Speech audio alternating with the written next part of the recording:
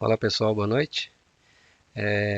Nesse vídeo aqui eu vou mostrar para vocês como criar uma máquina virtual dentro do Windows 2019.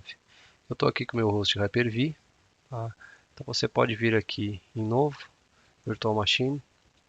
Nesse momento aqui ele te dá uma página explicando mais ou menos como é que funciona o assistente, tá? E a forma de você utilizar o assistente.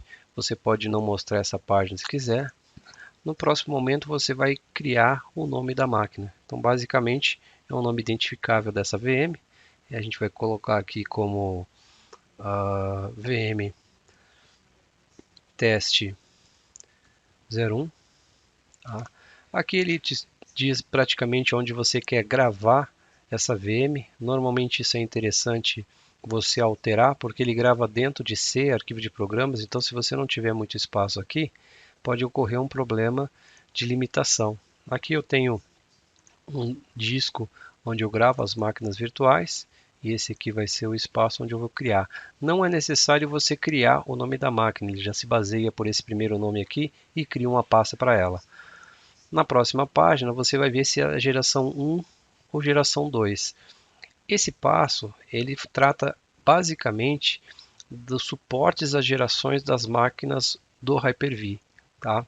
Então, todas as máquinas anteriores da geração do Hyper-V, que funcionam também tanto suportando 32 bits ou 64 bits, elas são mais compatíveis com a geração 1.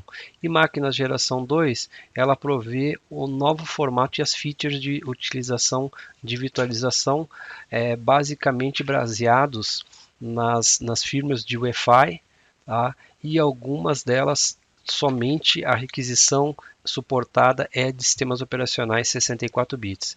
Então aqui a gente vai fazer a geração 1, que é o mais comum, tá? E depois eu faço um outro vídeo falando sobre geração 2. Se você precisar de mais informações, aqui tem um link onde fala sobre o suporte das gerações, tá?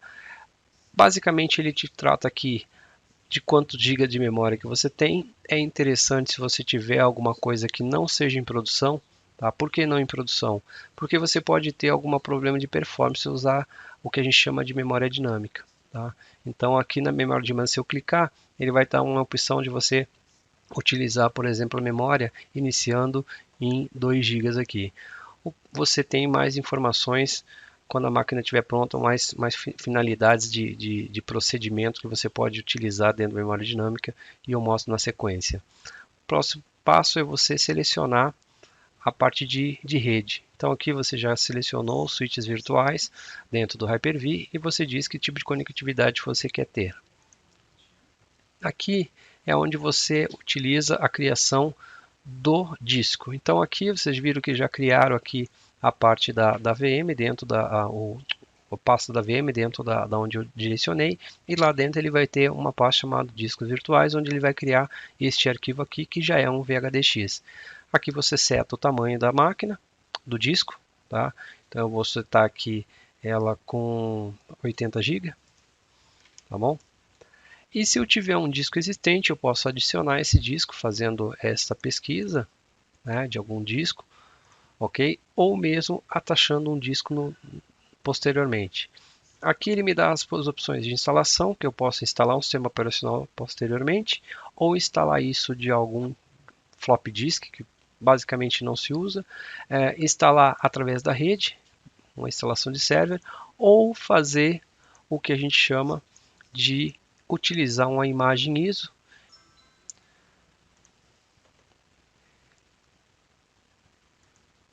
Neste caso, você seleciona a imagem que você quer.